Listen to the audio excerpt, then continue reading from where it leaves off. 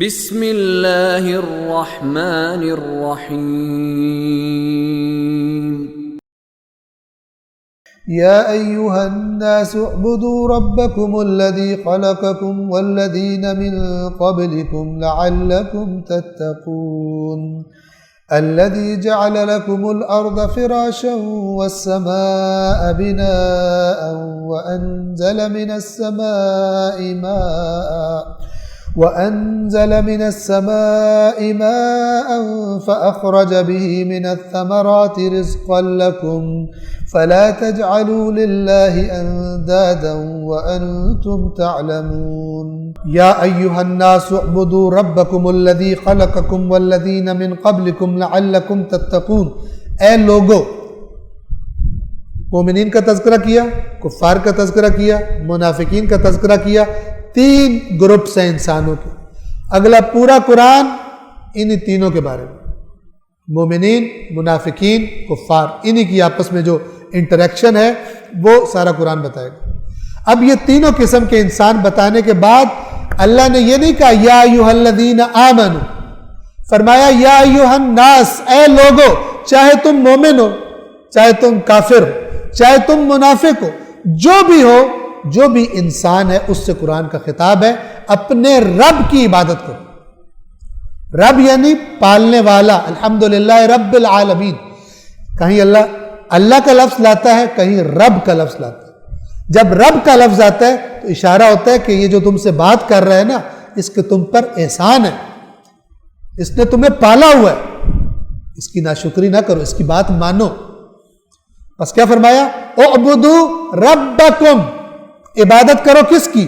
اپنے رب کی. اور یہ آیت یہ بتا رہی ہے عبادت اسی کی ہوتی ہے جو رب ہوتی ہے.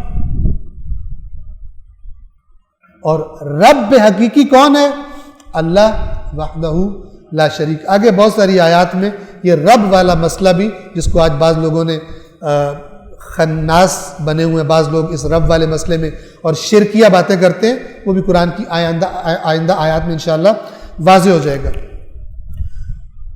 یا ایھا الناس اعبدوا ربکم الذی خلقکم، اے لوگو اپنے اس رب کی عبادت کرو، اس پالنے والے کی عبادت کرو جس نے تمہیں خلق کیا ہے. رب بھی وہی ہے، خالق بھی وہی ہے، تو پھر عبادت کسی اور کی کیسے ہوگی؟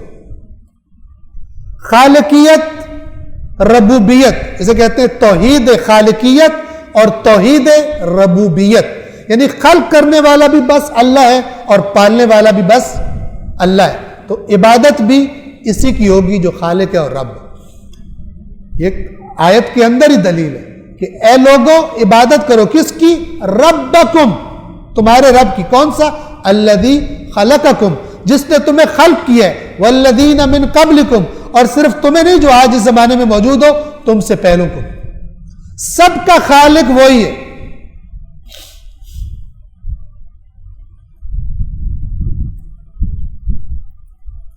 لعلکم تتقون، یہ کرو، اس کی عبادت کرو تاکہ کیا ہو؟ تاکہ تم بچ سکو. یہ تقوی بچنا ہے. اگر اس رب کی عبادت کرو گے تو بچو گے. کس سے بچو گے؟ اس کی عبادت نہ کرنے کا جو نتیجہ ہے بھیانک، جو عذاب ہے شرک کا، اللہ کے علاوہ اللہ کے ساتھ کسی اور کو شریک بنانے کا، اس سے تاکہ تم بچ سکو. لعلکم تتقون. یاد رکھیے، تقوی، متقین، تتقون، یتقون، یہ سب بنیادی معنی کیا؟ تقوی کا بچنا، جس کو ہم کہتے ہیں پرہیز کرنا. کہتے ہیں نا پرہیز علاج سے بہتر ہے. یعنی بیماری نہ ہو پہلے ہی پرہیز کر لو، بجائے یہ کہ بیمار ہونے کے بعد تکلیف اٹھانی پڑے اور پیسے بھرنے پڑے، علاج کرنا پڑے، کڑوی دوائیاں کھانی پڑے. پہلے ہی پرہیز کر لو. یہ پرہیز، اس لیے متقی کا ترجمہ کیا جاتا ہے پرہیزگار.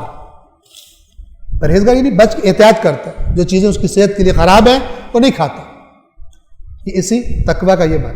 لعلکم تتقون، تاکہ تم پھر عبادت نہ کرنے کے جو نتیجے ہیں، ان غلط نتیجے، ان سے بچ سکو. کون سا تمہارا رب؟ الذی جعل لکم الارض فراشا، تمہارا وہ رب کہ جس نے اس زمین کو تمہارے لیے بچھونا بنا دیا. فراش کہتے ہیں بستر کو، بستر جس پر کوئی آرام کرتا ہے. اللہ نے اس زمین کو تمہارے لیے فراش بنا دیا. تم کتنے آرام سے زندگی گزارتے ہو. آکسیجن کو دیکھ لو، باقی گیسز کو دیکھ لو، پانی کو دیکھ لو، اس زمین سے اگنے والی نباتات کو دیکھ لو، جو گوشت تم کھاتے ہو کیسے تم تک پہنچتا ہے اس کو دیکھ لو، کتنی چیزیں اس نے بنائی تاکہ تم ایک آرام دہ زندگی اس دنیا میں گزار سکو۔ یہ تمہارا رب تم سے کہہ رہے میری عبادت کرو، کسی اور کو شریک نہ بناؤ۔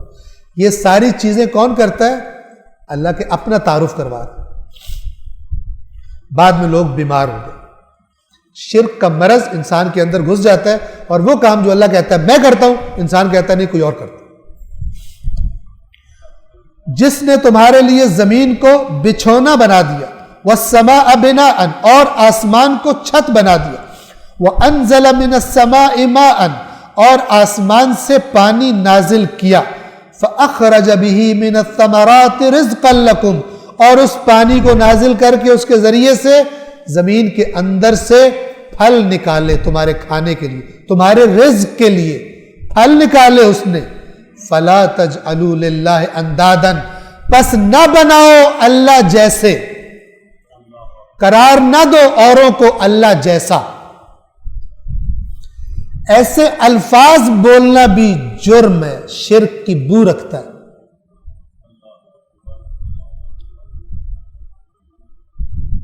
ناراض نہیں ہوئیے گا، خطیب صاحب آتے ہیں ممبر پر اور آ کر کہتے ہیں جب حضرت عباس دنیا میں تشریف لائے اور ان کو لا کر دیا گیا مولا علی کو، مولا علی نے ان کو دیکھا، کہا میرا عباس تو بالکل اللہ جیسا۔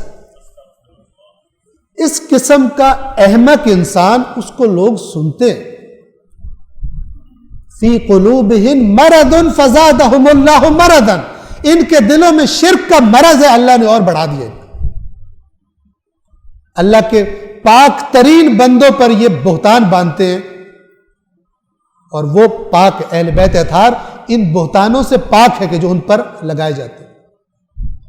یہ وہ باتیں بتا رہا ہوں جن کے کلپس آپ کو بڑے آرام سے مل جائیں گے، اور اگر آپ یہ سمجھیں کہ جناب مثلا فرض کریں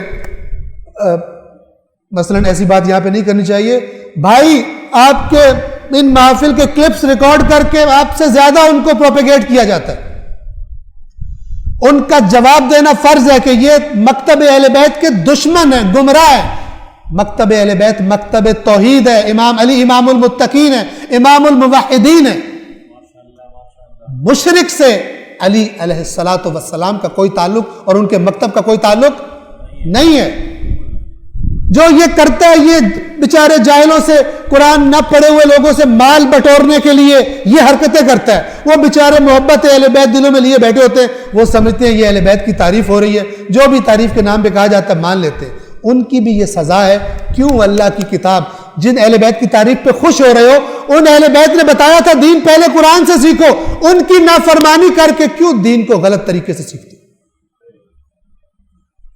اگر ان سے محبت ہے تو محبت کا پہلا تقاضا ان کی اطاعت ہے، اور انہوں نے بتایا دین کیسے سیکھنا ہے، تو پھر دین سیکھو، قرآن پڑھو، تب پتہ چلے توحید کیا ہوتا ہے اور شرک کیا ہوتا ہے۔ پروردگار کے جلوے کو اس کے کلام میں دیکھو، اس کے روب کو، اس کے دبدبے کو، اس کی توحید کو، اس کی وحدانیت کو، اس کی قدرت کو، اس کی رحمت کو، جس کے سب محتاج ہیں۔ رسول اللہ بھی محتاج ہیں، مولا علی بھی محتاج ہیں، امام حسن اور امام حسین بھی اسی کی بارگاہ میں کھڑے ہو کے دست نیاز بلند کرتے ہیں، اسی کے محتاج ہیں۔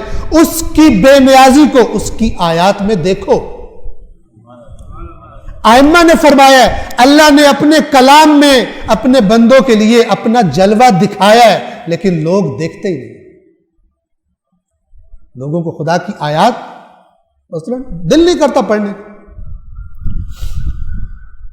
وہ جس نے زمین کو تمہارے لیے بچھونا اور آسمان کو چھت بنایا اور آسمان سے پانی برسایا اور اس پانی کے ذریعے سے پھل اگائے تمہارے رزق کے لیے، تمہیں پالنے کے لیے، تم کھلانے کے لیے۔